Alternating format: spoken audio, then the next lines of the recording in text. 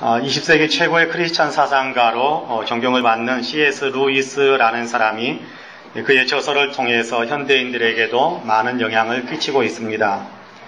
그의 저서 가운데에는 순전한 기독교 대표적인 저서입니다. 우리 성도님들께서 꼭 한번 읽어봤으면 좋겠다 그런 생각을 갖습니다.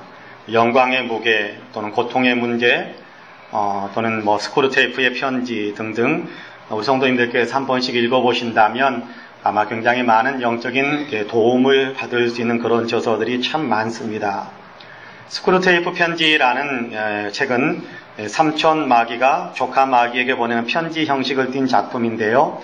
읽어보면 어떻게 이렇게 이렇게 아이디어를 내서 글을 쓸 수 있을까, 그 형식 자체에 대해서 그런 생각들을 품으면서 재미있게 읽을 수 있게 되고요. 또 거기에서 말하고 있는 교훈들이, 영적인 교훈들이 우리를 경각심을 갖게 하고 또 우리로 하여금 깨어있게 마귀와의 싸움에 대비해서 승리할 수 있는 사람으로 우리를 어떻게 세우는가에 대한 어떤 그런 내용들로 가득 차 있어서 많은 도움과 또 교훈을 얻을 수 있게 됩니다. 그 가운데 스크루테이프의 편지라는 책 가운데 이런 이야기 한 편이 실려 있습니다. 어느 날 사회적으로 존경받는 영국의 한 노신사가 도서관을 찾아가서 책을 읽다가 기독교 서적 한 권을 손에 잡게 됩니다. 그 책을 읽다가 감동을 받았어요. 맞았어. 나도 이제 제대로 믿고 신앙생활을 좀 잘해야지. 인생도 얼마 남지 않았는데 하나님 앞에 나아갈 준비를 좀 제대로 해야지 하는 이런 도전을 받게 되었고 자신의 삶에 대해서 진지하게 고민하기 시작합니다. 이것은 매우 중요한 생각입니다. 왜냐하면 이 생각 때문에 자신의 인생 자체가 바뀔 수도 있기 때문입니다. 이 생각으로 인해서 천국과 지옥의 갈림길에서 천국으로 방향을 틀 수도 있게 되고 또 아름다운 열매를 통해서 천국의 영광에 참여할 수도 있게 되는 그런 결과를 만들어낼 수 있는 생각이기 때문입니다. 이렇게 진지하게 생각하고 있는데 갑자기 머릿속에 점심시간이 다 되었다라는 사실이 떠오릅니다. 우선 밥이나 먹고 생각하자. 그래서 식당에 들어가 밥을 먹기 시작했습니다. 밥을 먹다 보니까 식곤증도 오고 또다시 생각해 보니까 인생이 다 그런 것이지 내가 특별하다고 이 나이에 인생의 방향을 바꿀 것인가 라는 생각이 들기도 했습니다. 그런 점심을 다 먹고 나서 마치 그 이전에 아무 일도 없었던 것처럼 버스를 타고 옛 모습 그대로 집으로 돌아옵니다. 그때 악마는 버스를 타고 돌아가는 노신사의 뒤에서 회심의 미소를 짓는다라는 그런 이야기가 실려 있습니다. 영적인 생각, 거룩함을 추구하려는 생각이 들었는데 마음 한편에서는 또 다른 생각이 밀고 올라와서 그 거룩하고 신령한 생각에 아무런 반응도 하지 못하게 만들더라라는 얘기지요. 성령께서 심어주신 생각이 있는데 그럼에도 악마가 심어준 생각에 자기를 넘겨주는 바람에 영생을 준비하지 못하고 더 깊은 은혜 가운데 나아가지 못하게 되더라라는 이야기입니다. 그런데요, 이런 일은 비단 이 노신사에게만 있는 일은 아니다라는 생각이 듭니다. 우리 주변에서도 이렇게 살아가는 사람들이 많이 있습니다.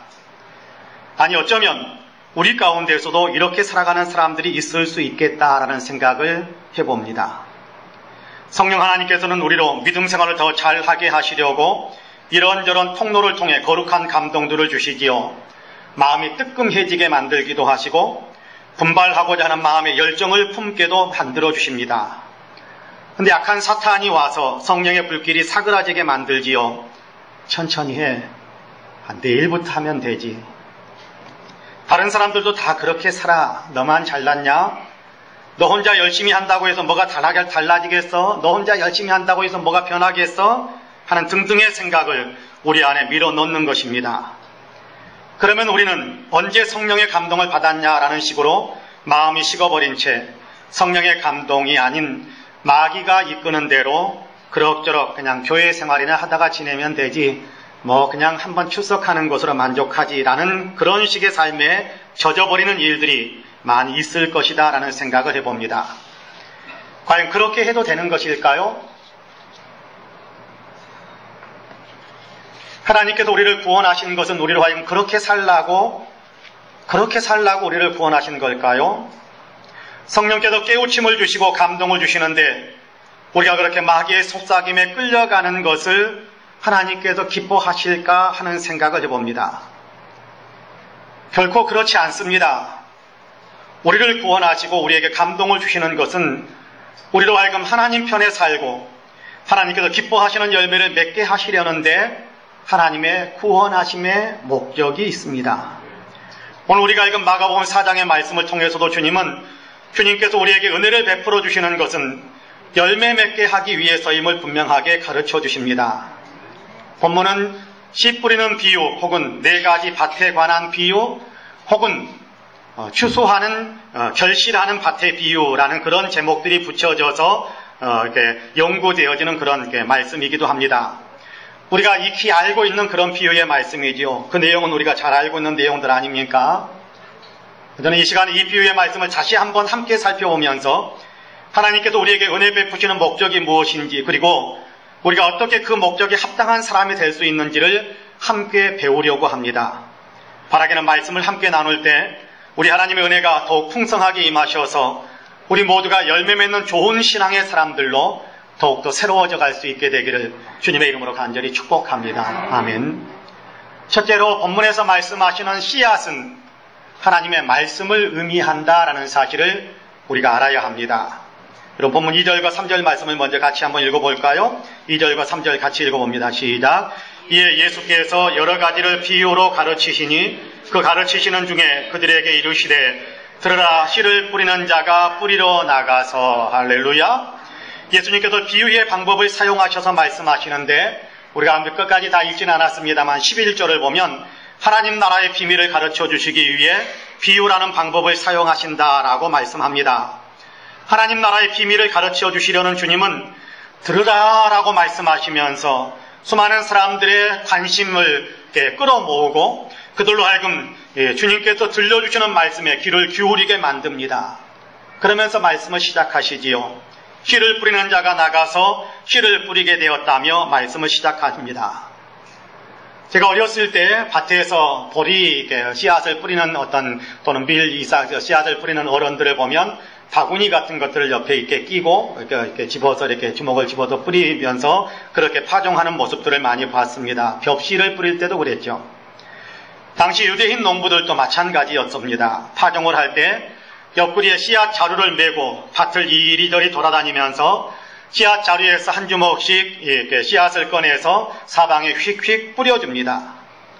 농부가 밭에 씨앗을 뿌리는 것처럼 예수님은 하나님 나라의 비밀의 말씀을 뿌리신다라고 말씀하는 것이 오늘 우리가 읽은 본문에서 말씀하시는 우리에게 들려주는 굉장히 중요한 메시지입니다. 14절 말씀을 여러분 같이 한번 읽어볼까요? 14절 말씀 같이 한번 읽어봅니다. 시작. 뿌리는 자는 말씀을 뿌리는 것이라. 할렐루야.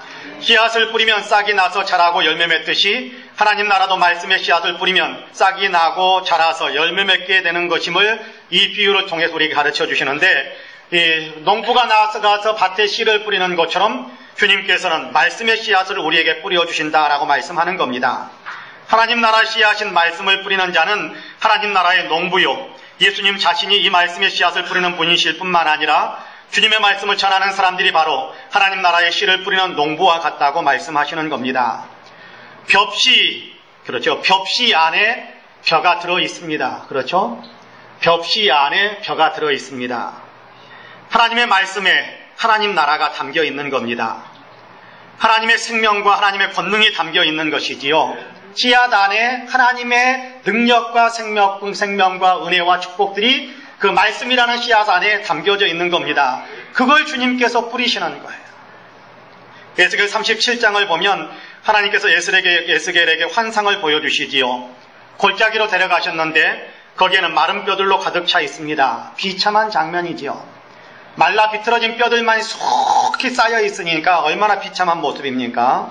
하나님께서 에스겔에게 말씀하십니다. 인자야, 이 뼈들이 능히 살 수 있겠느냐? 주님이 아십니다. 그러자 하나님께서 다시 말씀하십니다. 너는 이 뼈들에게 대언하여 이르기를 너희 마른 뼈들아 여호와의 말씀을 들을지어다. 내가 생기를 너희에게 들어가게 하리니 너희가 살아나리라. 에스겔이 그 마른 뼈들 위에 하나님의 말씀을 들려주었습니다. 하나님께서 주시는 말씀의 씨앗을 뿌린 거지요. 그러자 놀랍게도 마른 뼈들이, 그 무더기들이 소리를 내면서 움직이는데 이 뼈 저 뼈가 들어맞고 서로 연결되고 그의 힘줄이 생기고 살이 오르면서 피부가 입혀지고 그리고 피부 위에 나는 이런 털들이 솟아나기 시작했습니다. 하나님이 다시 한번 명령하시자 에스겔이 다시 말씀을 전하지요. 생기야 사방에서부터 와서 이 죽음을 당한 자에게 불어와 살아나게 하라.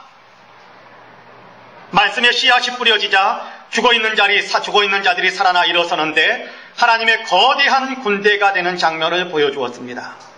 말씀의 씨앗이 뿌려지면 하나님의 생명, 하나님의 권능이 나타나고 하나님의 나라가 이루어집니다. 이사야 55장 10절과 11절에서는 이렇게 말씀합니다. 비와 눈이 하늘로부터 내려서 그리로 되돌아가지 아니하고 땅을 적셔서 소출이 나게 하며 싹이 나게 하여 파종하는 자에게는 종자를 주며 먹는 자에게는 양식을 줌과 같이 내 입에서 나가는 말도 이와 같이 헛되이 내게로 되돌아오지 아니하고 나의 기뻐하는 뜻을 이루며 내가 보낸 모든 일에 형통하리라. 그렇게 말씀합니다. 그렇습니다. 하나님의 말씀은 살았고 운동력이 있어 선포된 그대로 다 이루어집니다. 하나님의 말씀은 생명이요 하나님의 말씀은 능력이거든요. 그렇습니다. 어떤 분이 사업을 시작했습니다. 잘 되었습니다. 이런저런 일들이 겹치면서 부도를 당했습니다. 채권자들 때문에 견딜 수가 없어서 도망을 갔어요. 이렇게 살아서 뭐 하나 하는 생각이 들었습니다. 살고 싶지 않다라는 생각까지 들었습니다. 근데 그때 여호와는 내 편이시라 내가 두려워하지 아니하리니 사람이 내게 어찌할까. 여호와께서 내 편이 되사 나를 돕는 자들 중에 계시니라는 시편의 말씀이 눈에 확 들어왔습니다. 하나님이 내 편이시라는데 사람들이 나에게 어떻게 할 것인가라고 하는데 하나님이 내 편이시라는데 라는 말씀이 마음을 사로잡았습니다. 말씀의 씨앗이 뿌려진 거지요. 그러자 절망에 빠져 위축되고 살고 싶지 않다라는 마음은 사라지고 하나님이 내 편이 되시니까 이 난국을 헤쳐나갈 수 있게 하신다라는 확신이 밀려들었습니다. 도망갔던 자리에서 집으로 돌아왔습니다.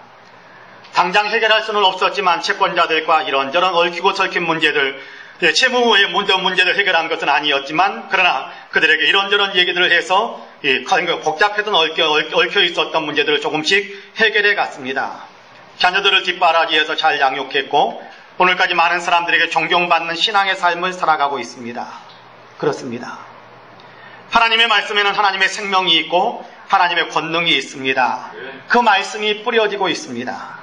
그 말씀을 받아들이면 이 생명과 권능이 우리 안에 심겨지는 것입니다. 그러므로 바라기는 하나님을 사모하는 마음으로 하나님의 말씀을 사모하시는 저와 여러분 우리 모두가 다 되시기를 주님의 이름으로 간절히 축복합니다. 아멘. 둘째로 밭에 따라서 열매가 좌우된다라고 우리에게 말씀하십니다. 밭에 따라서 열매가 좌우된다라는 겁니다. 농부가 뿌리는 씨앗은 같은 씨앗이지요. 주님이 선포하시는 말씀, 주님께서 선포하게 하시는 말씀, 하나님의 말씀은 같은 말씀입니다. 모두가 다 하나님의 생명의 말씀이요 하나님의 권능의 말씀입니다. 그런데 말씀의 씨앗이 떨어지는 밭에 따라서 뿌려진 후의 결과가 다르게 나타난다라고 우리에게 가르쳐줍니다. 본문 4절에서 8절까지의 말씀을 같이 한번 읽어보겠습니다. 4절에서 8절까지 우리 같이 소리내서 읽습니다. 시작. 뿌릴새 더러는 길가에 떨어짐에 새들이 와서 먹어버렸고 더러는 흙이 얕은 돌밭에 떨어짐에 흙이 깊지 아니하므로 곧 싹이 나오나 해가 돋은 후에 타서 뿌리가 없으므로 말랐고 더러는 가시떨기에 떨어짐에 가시가 닳아 기온을 막음으로 결실하지 못하였고 더러는 좋은 땅에 떨어짐에 자라 무성하여 결실하였으니 30배나 60배나 100배가 되었느니라 하시고 할렐루야. 씨를 뿌리는 농부는 같습니다. 동일한 농부가 씨를 뿌렸습니다. 그리고 뿌려지는 씨앗도 같습니다. 같은 씨앗, 하나님의 말씀을 전하는 것이지요. 그런데 어떤 씨앗은 싹도 나지 못한 채 사라져버리고 어떤 씨앗은 싹이 나고 자라기는 하는데 열매를 맺지 못한 채로 끝나버리고 어떤 씨앗은 싹이 나고 자라도 풍성한 열매를 맺게 되었다라고 말씀합니다. 어떻게 된 일일까요? 분명 동일한 농부가 동일한 씨앗을 뿌렸는데 왜 이렇게 차이가 나는 것일까요? 주님은 씨앗이 떨어지는 밭에 따라서 결과가 차이가 만들어졌다라고 말씀하고 있습니다. 본문에 이어지는 10절 이하에서 보다도 구체적으로는 14절 이하에서 예수님은 이 비유의 말씀을 친히 설명해 주시는데요. 씨가 뿌려졌다라는 것은 곧 이들을 가르키미니 하시면서 씨가 뿌려졌다라는 것은 씨 뿌림의 대상이 된 그 대상은, 그 밭은 곧 사람들을 가리키는 것이다 라고 설명해 주십니다. 그러니까 사람에 따라 결과가 다르게 나타나더라는 것입니다.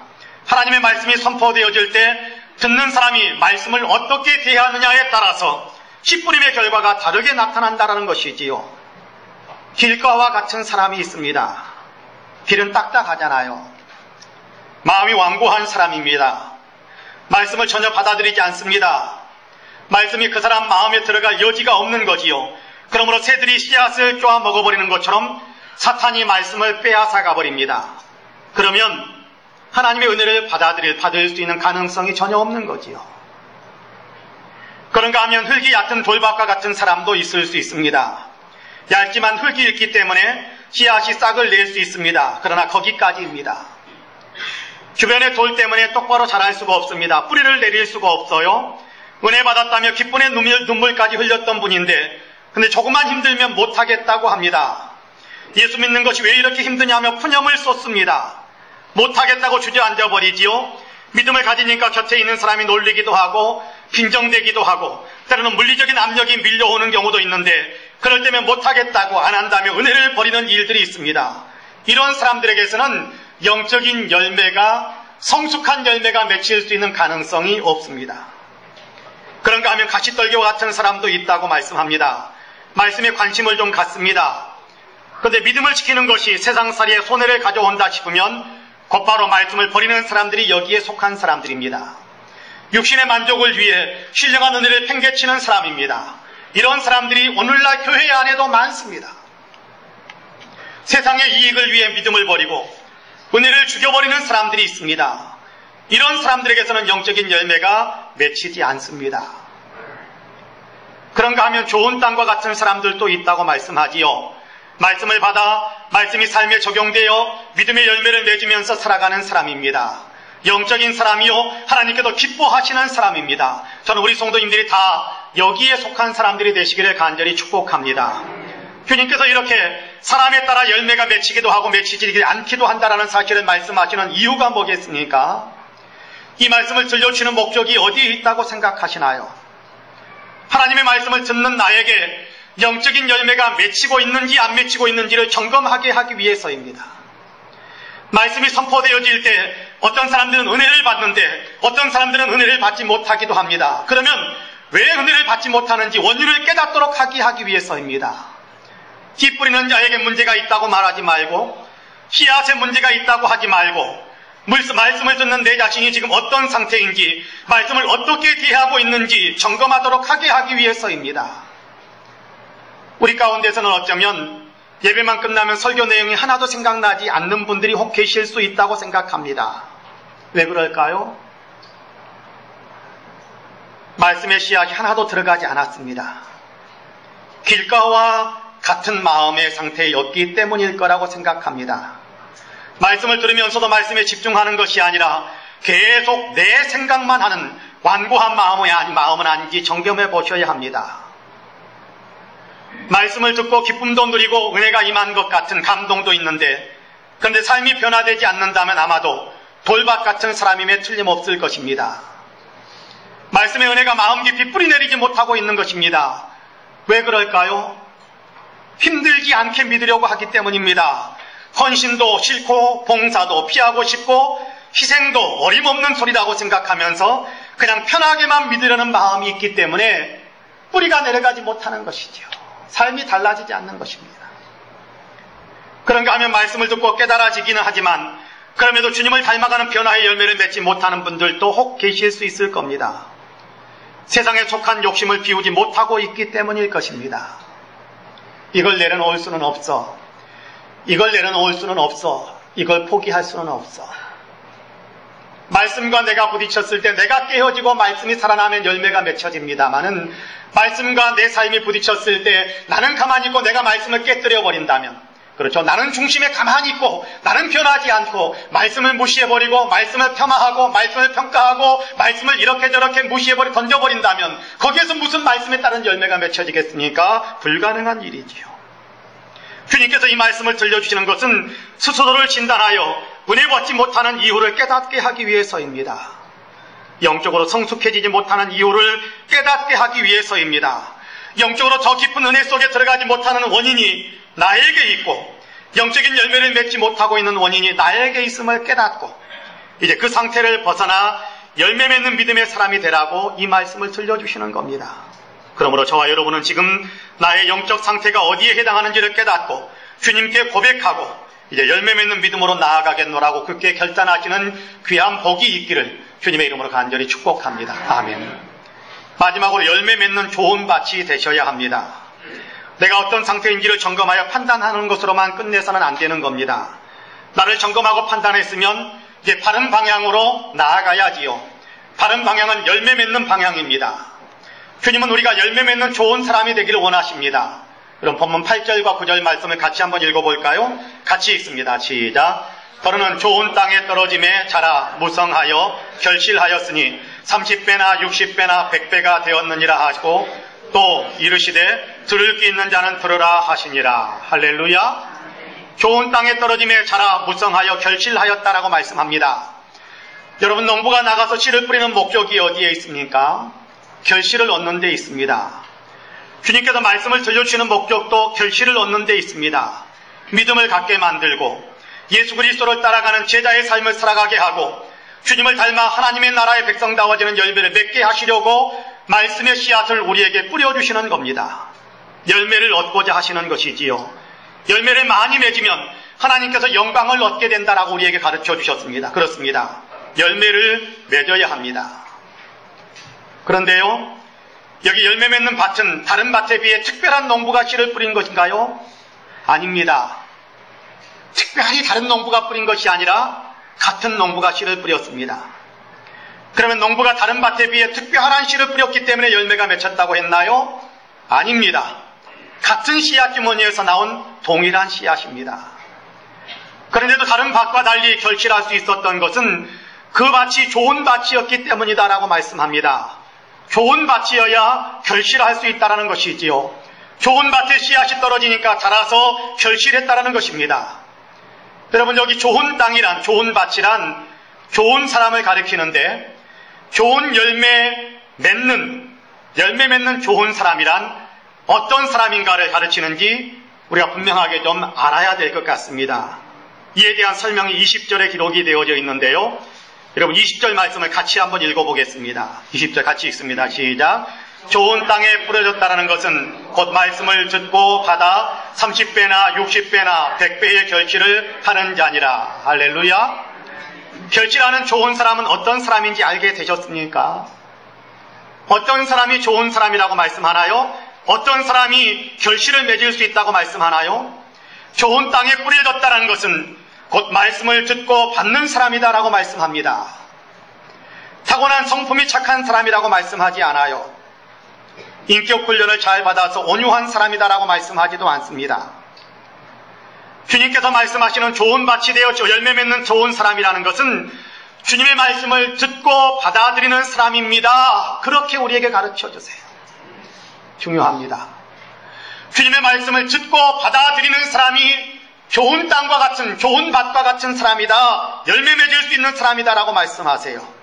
주님의 말씀을 듣고 받아들이는 사람이 좋은 사람입니다. 주님이 기대하시는 열매를 맺을 수 있는 사람입니다. 성도 여러분, 여기에서는 놀라운 희망을 얻을 수 있지 않습니까? 주님의 말씀을 듣고 받아들이는 사람이 주님 앞에서 좋은 사람이고 그 사람에게서 열매가 맺힌답니다. 착하고 훌륭한 사람이니까 좋은 사람이라고 말씀하지 않습니다. 유능하고 영성이 깊은 사람이니까 열매 맺게 된다라고 말씀하지도 않으세요. 지금까지 잘했으니까 좋은 사람이고 열매 맺게 될 것이다 라고 말씀하지도 않습니다. 다만 씨가 뿌려졌을 때, 말씀이 선포되어졌을 때 주님의 말씀을 듣고 받아들이는 사람이 좋은 사람이고 열매 맺는 사람이다 라고 말씀합니다. 지금 말씀을 듣는 나의 태도에 의해서 결정된다라는 거예요. 지금 말씀을 듣는 내 태도가 좋은 사람인가 아닌가, 열매 맺을 수 있는가 없는가를 좌우하게 된다는 것입니다. 지금 말씀에 귀를 기울이면서 듣고 마음에 새기면서 받아들이는 사람이 좋은 사람이고 열매 맺게 된다라고 말씀하세요. 어떻게 설명해야 될지를 잘 모르겠습니다. 저는 이 말씀을 묵상하면서 이 깨달음이 마음속에 밀려들면서 가슴이 벌렁이는 것 같이 감동하고 감사를 드렸습니다. 나에게도 희망이 있구나 하는 마음이 들었습니다. 나에게도 기회가 있구나라는 생각이 밀려들었습니다. 나도 할 수 있겠구나라는 엄청난 감동이 밀려들었습니다. 그러므로 감격하고 그러므로 희망을 갖게 되고 이런 기회를 주시고 가능성을 열어주셨으니까 주님이 너무 감사하다라고 감사의 기도를 드렸습니다. 지금까지 잘못 살았어도 개의치 않으신다라는 얘기거든요. 지금까지 신앙생활을 좀 제대로 하지 못했어도 개의치 않으신다라는 주님의 말씀입니다. 지금까지 손가락질 당하면서 살았어도 괜찮습니다. 어떤 삶을 살았든지 간에 괜찮습니다. 다만 이제 말씀을 듣고 받아들이면 좋은 사람이 되어 주님을 기쁘시게 해드리는 열매를 맺을 수 있다는 거예요. 은혜 받은 열매요, 영적으로 성숙해지는 열매를 맺을 수 있다는 것입니다. 여러분 시편 1편의 말씀을 기억하시지요? 복 있는 사람은 어떤 사람이라고 말씀하나요? 여호와의 말씀을 즐거워하여 귀하로 그것을 묵상하는 자로다, 그렇게 말씀합니다. 그러면 어떻게 된다고 말씀하세요?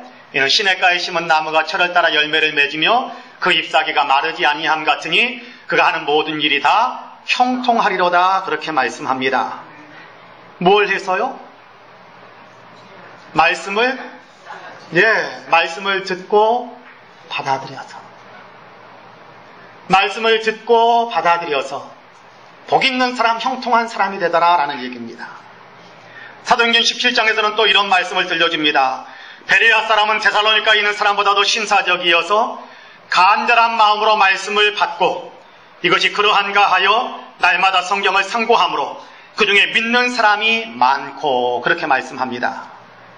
믿음의 열매, 은혜 받음의 열매, 영적 성숙의 열매가 맺힙니다. 기쁨이요 축복의 열매가 맺힙니다. 어떤 사람에게요?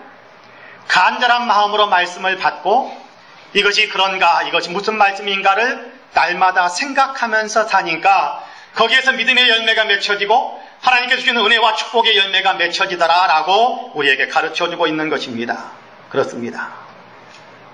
말씀을 받고 그 말씀을 마음에 받아들이면 열매가 맺혀지게 됩니다. 말씀을 듣고 받아들이는 것이지요, 그 사람이 좋은 사람입니다. 착해서 좋은 사람이다라고 말씀하지 않아요. 직분을 받았기 때문에 좋은 사람이다라고 말씀하지도 않아요. 어떤 사람을 좋은 사람이라고 그래요? 좋은 밭에 뿌려졌다라는 것은 말씀을 듣고 받아들이는 사람이 좋은 밭에 뿌려진 것이다 라고 이야기하는, 그게 무슨 얘기예요? 말씀을 들을 때, 말씀이 쏟아질 때, 말씀이 선포되어질 때 집중해서 듣고 그리고 그 들은 말씀을 마음속에 새기는, 계속해서 생각하면서 마음에 담는 것, 그것이 받아들이는 것 아닙니까? 받아들이는 것. 그 사람이 좋은 사람이 되고 하나님께서 원하시는 기쁨의 열매, 하나님께서 좋아하기 원하시는 영적인 열매가 맺혀지더라는 것입니다. 그렇습니다. 말씀을 듣고 받아들이는 것입니다. 그러면 열매가 맺힙니다. 주님이 기뻐하시는 일입니다. 시편 1편에서 약속하신 형통의 복을 누리는 귀한 일입니다. 저는 저와 여러분이 이처럼 말씀을 듣고 받아들이셔서 주님이 기뻐하시는 열매를 풍성하게 맺게 되기를 주님의 이름으로 간절히 축복합니다. 사랑하는 성도 여러분, 우리는 주님께서 말씀의 씨를 뿌려주시는 밭입니다. 주님께서는 우리 위에 말씀의 씨앗을 뿌려준단 말이에요. 내가 내 자신을 관리하는데 내 생각에 빠져 주님의 말씀을 귀담아 듣지 않는 길가와 같은 사람이 될 수도 있습니다. 편한 것만 추구하려는 마음으로 혹은 세상의 만족만을 추구하려는 욕망에 매여 있는 돌밭이나 가시떨기 같은 밭이 될 수도 있습니다. 반면에 좋은 땅과 같은 사람이 될 수도 있어요. 주님의 말씀을 듣는데 집중하고 들은 말씀을 마음에 받아들이는 것입니다. 주님은 우리가 열매를 많이 맺으면 아버지께 영광을 돌리게 되고 형통한 삶을 살게 된다라고 말씀하십니다. 우리에게 달려 있습니다. 어떻게 반응하시겠습니까? 바라기는 주님께서 기대하시는 대로 말씀을 집중해서 듣고 들은 말씀을 마음에 새기시고 그렇게 받아들이셔서 자연스럽게 그 말씀에서 솟아나오는 아름다운 열매를 풍성하게 맺는 좋은 땅과 같은 복된 성도님들이 다 되시기를 주님의 이름으로 간절히 축복합니다. 아멘. 기도하겠습니다. 은혜로우신 아버지 하나님 감사합니다. 오늘 하나님께서 우리를 사랑하시어서 말씀 앞에 우리를 세우시고 하나님께서 우리에게 어떤 은혜를 베풀고 계시는지, 우리에게 어떤 기대를 갖고 계시는지를 우리로 하여금 돌아보고 또 생각하고 마음에 새길 수 있게 하시니 참으로 감사합니다. 귀한 씨를 우리에게 뿌려주셔서 우리가 예수 그리스도를 믿을 수 있는 귀한 은총을 누릴 수 있게 하셨으니 감사합니다. 계속해서 하나님께서는 우리에게 말씀의 씨앗을 뿌려주시며 천국에서 위대한 상급에 참여할 수 있는 사람으로 영적인 열매를 맺으며 영적으로도 성숙해지기를 원하신다라는 사실을 우리가 마음에 깨달을 수 있게 하셔서 감사합니다. 이제 우리가 하나님 길가와 같은 마음의 밭은 갈아엎고 하나님 돌밭과 같은 마음에서는 돌멩이들을 제거하고 하나님 가시떨기와 같은 마음에는 성령의 불로 태우셔서 하나님 우리도 옥토와 같은 마음이 될 수 있도록 도와주옵소서. 내 생각에 자꾸만 묶여있는 마음은 버리게 하여 주옵시고 하나님 육신의 만족에 추구하려고 하는 내 마음은 이제 뒤로 내려놓을 수 있도록 도와주시고 손해보지 않겠다, 또 이런저런 아픔이 있으면 물러서겠다라는 그런 좋지 못한 믿음의 자세들은 다 내려놓고 하나님 말씀을 선포해 주시면 말씀이 우리에게 임할 때 하나님 귀담아서 듣고 마음에 아름답게 받아들이게 하셔서 거기에서 맺혀지는 복된 열매를 주님께서 영광 받으실 수 있는 열매를 풍성하게 맺는 우리 모두가 되게 하여 주옵소서. 예수님의 이름으로 기도합니다. 아멘.